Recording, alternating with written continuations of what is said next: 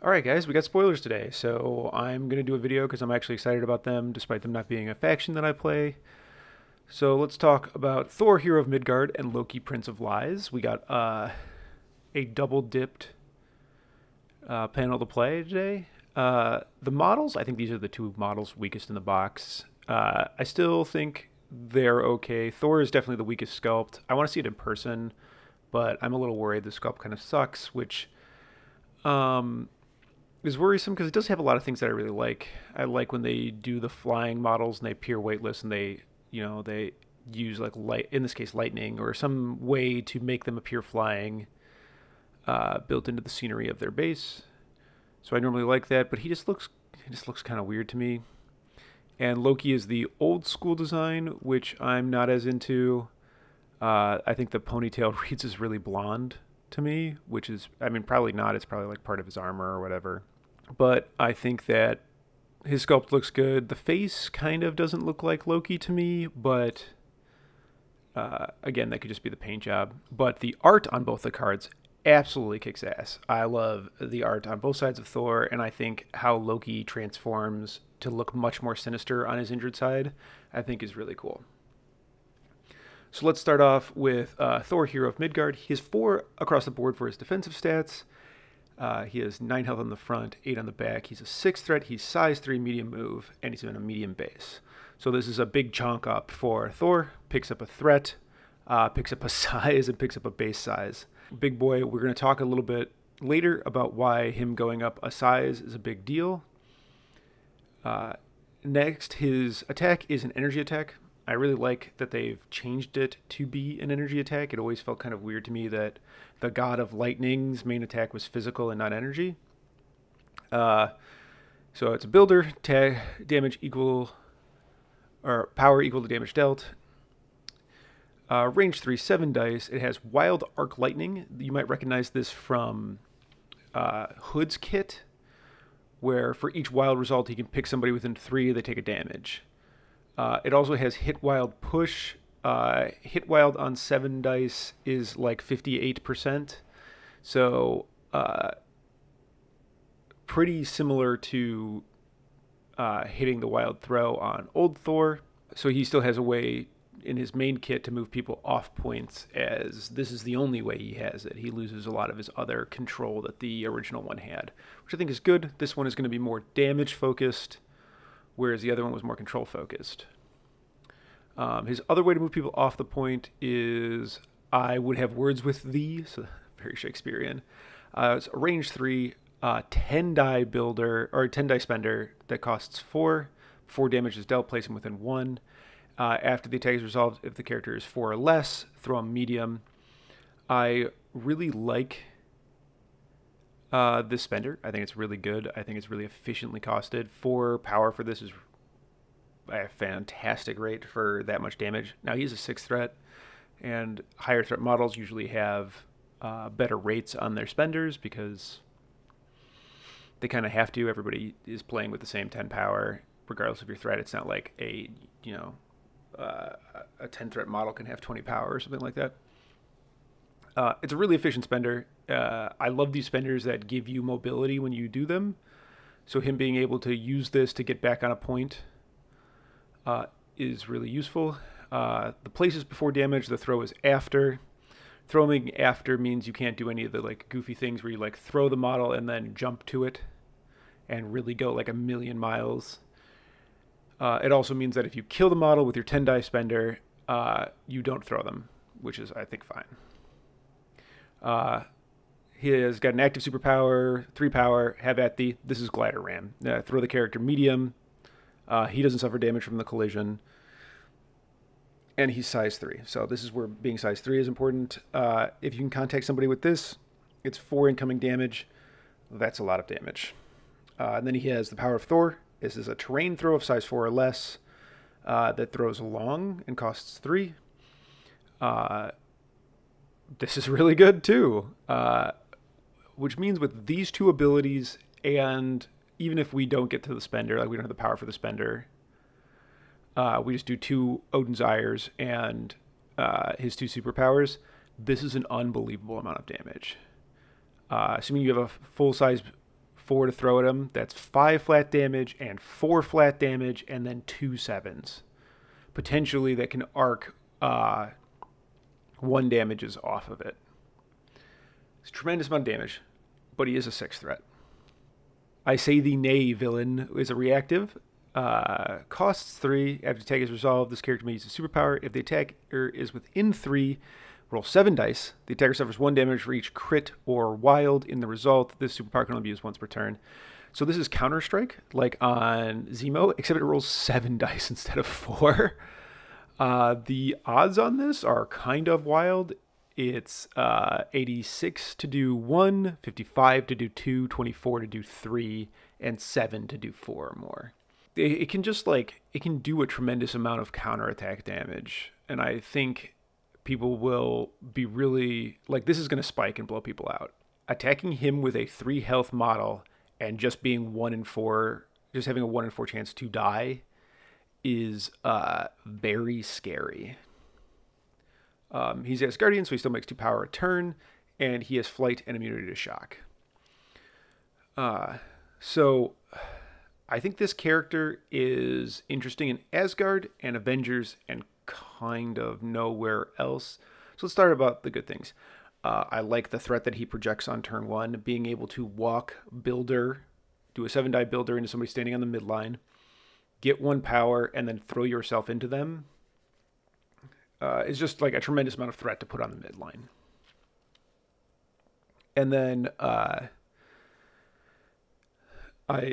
the guy just does a lot of damage. He's pretty darn mobile, as having a medium pounce can make you, and then having range 3 attacks, one of which can place you. So like this guy being able to like medium pounce towards an enemy, get in range, manage to get to the 4 power so he can have words with you, and then place to you can mean he can move a tremendous amount and still have 2 attacks. Now granted that's 7 power, but he does make 2 power a turn, and a 7-die builder means he can spike really high with that. So the places I think you're going to play this guy, I think he's going to be seen in New Asgard. We kind of don't know what New Asgard's going to look like a ton yet, but we're getting some clues. And I believe the rumor is there's 2 leaderships in the box. We know for sure that there's one on Loki. I know I don't know where I know it from, but I've heard that Jane is likely to have a leadership. I don't know if I have actually good information on this, or this is just people wishing that it's true. But assuming that Jane is cheaper than Loki, means that you can potentially fit this guy in more. Him being a 6 threat is the biggest hamper to playing him. Like, he's expensive. He's very expensive. He's pretty good. He seems good. I would put him as kind of a more damage-oriented Hulk, where Hulk has more control and is like, it's just easier for him to do everything. Kind of different. Oh, yeah, the pounce definitely works. He's on a medium base. It 100% works. He's also an Eyes on the Prize character, assuming that survives Mini Stravaganza, because this character doesn't come out until, August 2nd or something like that, so well after Mini Strav. So, assuming that the rumors that Eyes on the Prize is going are to be believed, he won't have that card, but he can, as of right now, if you want to test him with it, sure, go for it. You don't have to play Bill if you want that. You can play this guy. Outside of Asgard, I don't think there's a faction that would play him over Hulk, because I think they overlap too much. Avengers might play both. I think the 16 of Cap 1 Thor Hulk is pretty interesting, and also threatens a ton on turn 1, where like, I don't know, being able to like pounce to attack the midline or walk pounce 1 attack the midline seems very good, not having to put dice into it at all. And also, like, you could spike your attack into 4 damage. You could pounce, make an attack, spike it to 4 damage, and then spender them and get on the point is pretty wild. The guy is just, I do think he is just a scary force in terms of his potential output. That 16 thread in Avengers is pretty interesting. But outside of that, I struggle to see who plays this guy over Hulk, because Hulk is just so bananas. But he is at least a very interesting piece. He's cool. He's got lots of cool tech. I'm interested to see how I Say Nay works in. And it looks like there's this new trend kind of coming into Asgard with this new box of damage on the opponent's turn, because both of these two new characters have it. All right, moving on. He also got a card spoiled for a limited time only. I think this card is named Great. It gives Thor's Blessing and kind of references the moment in the newest Thor movie where he like grants the power of Thor to allies nearby. I believe he's done it a bunch in the comics as well, but that's the most recent for me at least. Thor's Blessing. So during Thor Hero of Midgard's activation, he can spend 3 to play this card. For the rest of the round, while other allied characters are within 4 of Thor, they have Thor's Blessings, the superpower. Thor Blessing superpower. This character adds 1 dice to its attack rolls. Additionally, after this character makes an attack, if the attack dealt damage, the character gains the shock special condition. So it's Stark Armory, but it also does shock if they deal damage. It's both better and worse than Stark Armory. So first of all, it's locked to Asgard, so you're not going to be splashing this guy and then getting this effect elsewhere. It's only in Asgard, which I like because it potentially stacking with Stark Armory could create silly turns. I actually don't think stacking it with Stark Armory is the thing that creates silly turns. I think it's going for a limited time only, and then the next turn going Stark Armory, and then the next turn going like another insane card. Could give you weird things to do, but you play Stark Armory in Asgard if you can find the slot for 3-threat Tony. And everybody loves extra dice. Giving out shock to a bunch of people early in the game, I think, could be really interesting and a really interesting way to like kind of keep Asgard safe. It's less flexible than Stark Armory, kind of. You have to do it on Thor's activation, so it's way better if you have priority. Stark Armory is also way better if you have priority, but not a disaster if you don't, because mostly only Shield plays Stark Armory, and they have all the Got Your Back triggers, and they have Eye in the Sky to protect themselves if they don't have priority and you play it in the power phase. This is, you have to play it on his activation, so he has to lead off with it.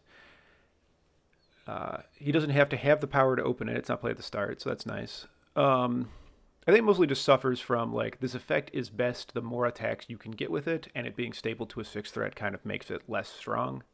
I also think it can make the biggest abuser of this is probably Enchantress in Faction. You can have some crazy beams. And I also think Enchantress synergizes really well with our next character, Loki, who we're going to talk about here. So Loki, Prince of Lies. He is a 4/4/5, 7 health on the front, 6 on the back. He's a 5-threat, size 2, long mover. Again, God, his new art just kicks ass. I love it so much. Mischiefs and Magics. Both of his attacks are Mystic. This is his builder. It's range 3, 6 dice. After it's a classic builder. After attacks resolved, get power equal to damage dealt. It has crit Wild Bamboozle. After the attack is resolved, this character may advance the target character short. Then the target character gains the root special condition. Heck yeah, let's go. This is Loki as fuck. This a lot. So Bamboozle, it's like 32%. And while we'll see in a sec that Asgard does have dice fixing now, Loki doesn't. So I think this is good. I don't think you can rely on the Bamboozle, but when you hit it, it's going to feel incredible. Clever Ploy. This is an AoE 3, 5 dice, 4 cost spender.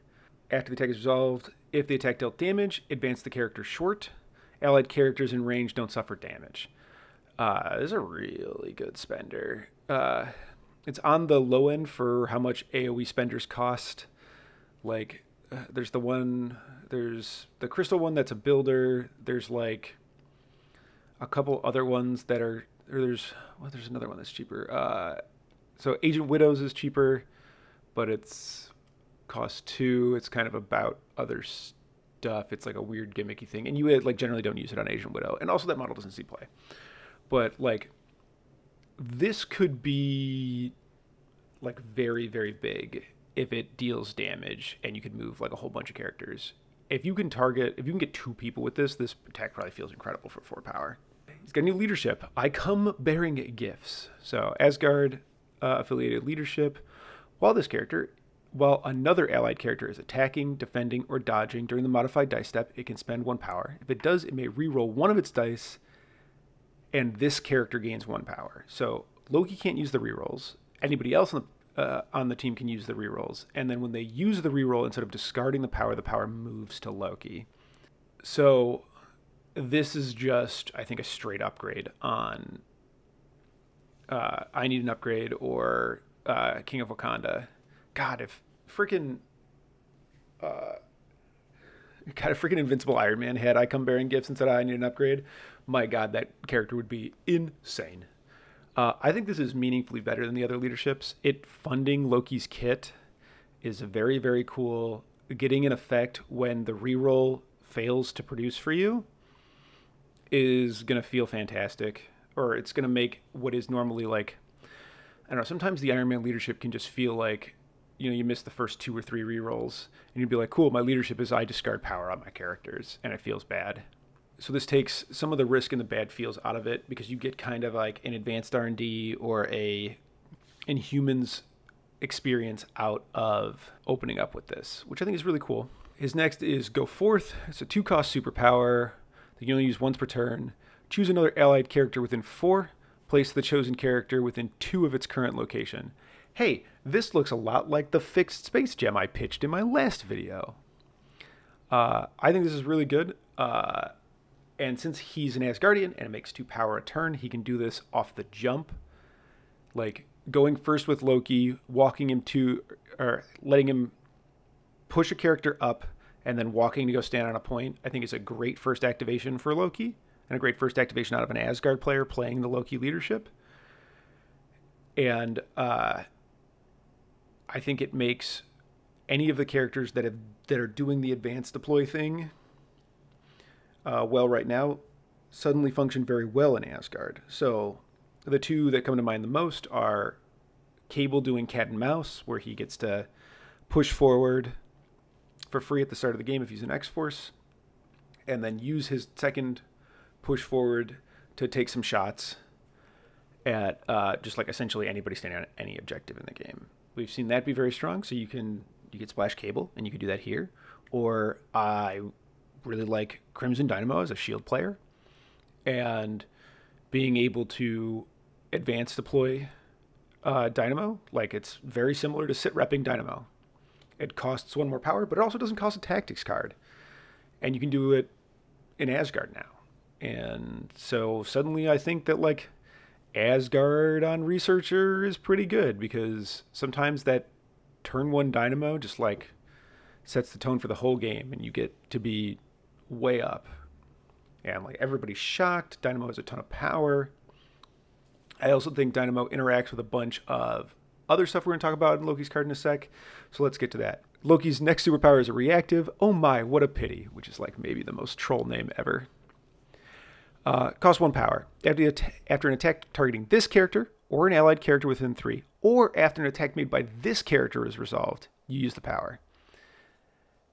If the enemy character's roll contains a skull, that character suffers a damage. So if you shoot him, one of his friends, or he attacks you and you roll a skull, take an extra damage. That's great because it synergizes with his last superpower. This isn't mischief, it's mayhem. When attacking or defending, this character adds skull results in the enemy character's roll to its total successes.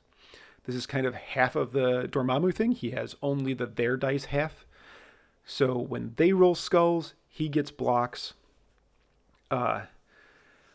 This is makes it really hard to do his math because I mean his attack and his spender seem kind of underdiced a little bit, but then he has Mischief and Mayhem to like give that a little bit extra juice. It is technically better. I mean, it's better when the dice pools are bigger, and so you care about your opponent's dice pools. So generally, you're more likely to get blocks when they have big dice pools, which is when you're more likely to take damage, or more likely for them to have many successes and need successes of your own. It's really hard to tell when, like, just how good this rule is. Like, I'm not really sure. But it's a thing to look out for. But I really like how it synergizes with Oh My, What a Pity. So, like, you attack someone when they roll a skull, you get an extra success, which is like an extra damage. And then you can also dump that, immediately spend a power to make that another damage on Oh My, What a Pity. I think it's really cool. This makes him also synergize really well with Dynamo. So, like, if you pay for the Dynamo rerolls when they're attacking Loki or somebody within 3 of Loki, and, you know, like, you make them reroll 2 of their successes, and then if those come up skulls, now they also do a damage back, which can make, like, attacking through Dynamo an absolute nightmare. And, yeah, I think that's really cool. He can also, like, he can advance to play Dynamo. A lot of ways that people deal with Dynamo is they just throw a medium with one of the many medium throwers that can throw size 3s these days, like Bill, who's everywhere, or Hulk or something like that. They just, like, throw Dynamo away and they do whatever they want. And then you have to either activate Dynamo to bring him back, and then if they throw him again, then you're just SOL, like, the aura is gone for the turn. But Go Forth can let you, like, kind of rescue him at least a little bit. The 2 concerns on this character are that he is probably below average on durability. He's only got 13 health for a 5 threat, which is definitely below the curve. Most of them are 14 or 15. Under hit pointed, he's statted well, and I'm just unclear on how Mischief and Mayhem acts defensively, like how good it is. It's hard, I don't know the math, but is probably on the squishier side. Oh, the other concern with him is that he is a 5 threat with no action compression for himself, which means if there is nothing within 3 of him, he is walking and not getting to double attack, which is rough. The plus side is the leadership means that he's probably flush with power and can probably often walk and clever ploy to make multiple attacks on a turn, and if that makes multiple advances, that is probably you getting your 5 threat out of him, but he is a very non-traditional 5 threat. So first of all, where are we going to play him? I kind of can't believe that AMG is actually getting me excited to play Asgard. I like this leadership and this character make me want to play Asgard, a faction that up until now I ran from hated to don't care about it.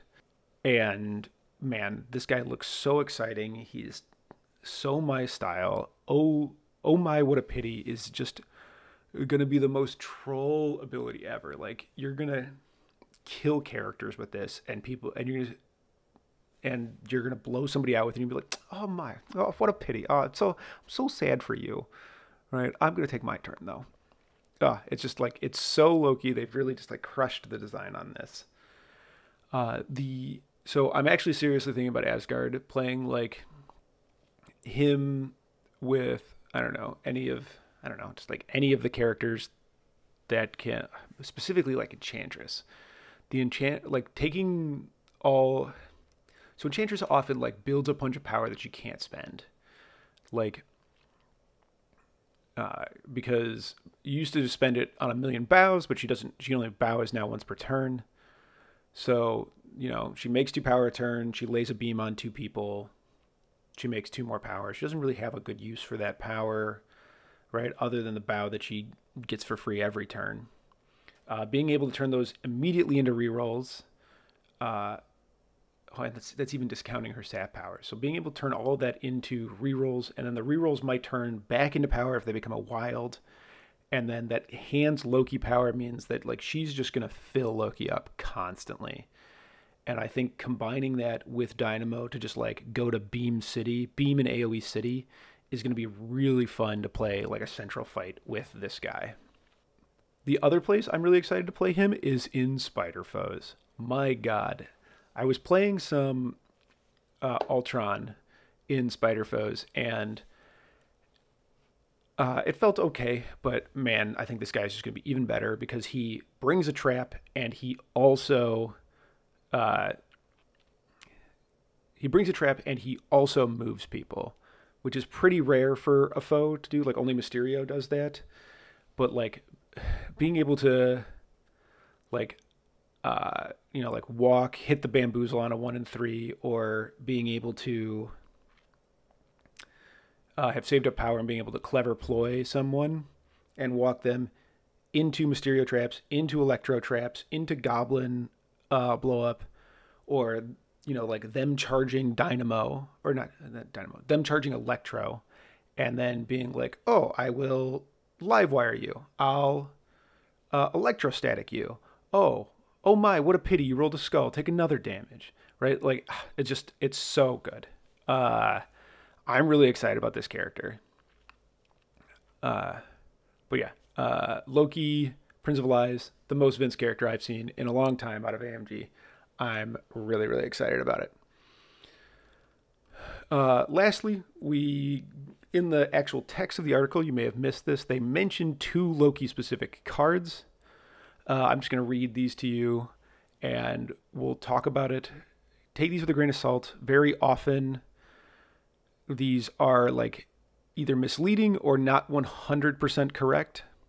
So, just like keep that in mind when we go through it. Loki knows his limitations. However, he is not one to stand toe-to-toe with his opponents and instead favors distance. The Giant's Blood Team Tactics card highlights this by giving him an escape when enemies close in on him.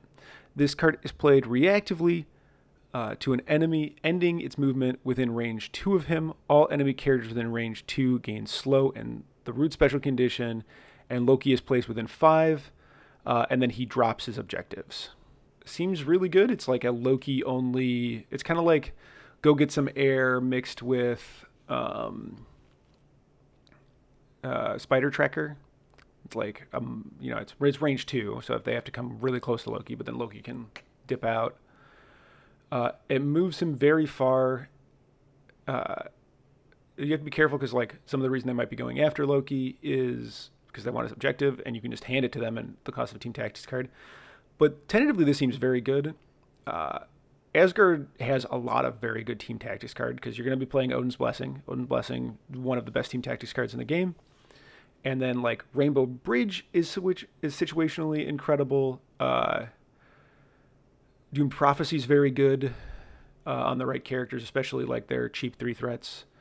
Like getting, Doom Prophecy, a freshly flipped Valk can like swing a game entirely. But I tentatively, I think this seems good. I don't know how often you play it. Again, it's going to depend a lot on seeing how, what Loki's durability is like actually on the table. There's a second one in here as well. Its paragraph goes, Loki is also known for making deals with his wary or desperate allies. The Trickster's Boom Team Tactics card does this by granting a non-Asgard allied character 5 power in exchange for a promise to daze or KO an enemy character. Should the allied character be successful, Loki will gain 1 victory point. Should they fail, the opponent will gain a victory point and the allied character will lose all of its power. And Loki, the Prince of Lies, will gain that power. It's cool. It's flavorful. I think it clearly encourages you to like splash a killing piece. Killmonger is the one that immediately comes to mind for me, is like 5 power happens to be exactly Usurp the Throne charge. So you give 5 power to Killmonger, play Usurp the Throne, charge, get 3 victory points. So I imagine there's something else on this card that it's not like you can pick any character. It could be like your opponent picks the character, which would wildly change how good this card is. But the potential to stack it with Usurp the Throne, or just like having any splashed character dumpster someone with a bunch of power to help them do it, sounds cool. I like the risk reward aspect of it, but until we see the actual card, it's kind of hard to know what's going on here. All right, and with that, I'm going to wrap it up. What do you guys think of the new spoilers today? Let me know in the comments down below. And Loki clearly already knows it, but don't forget that fun is a finite resource.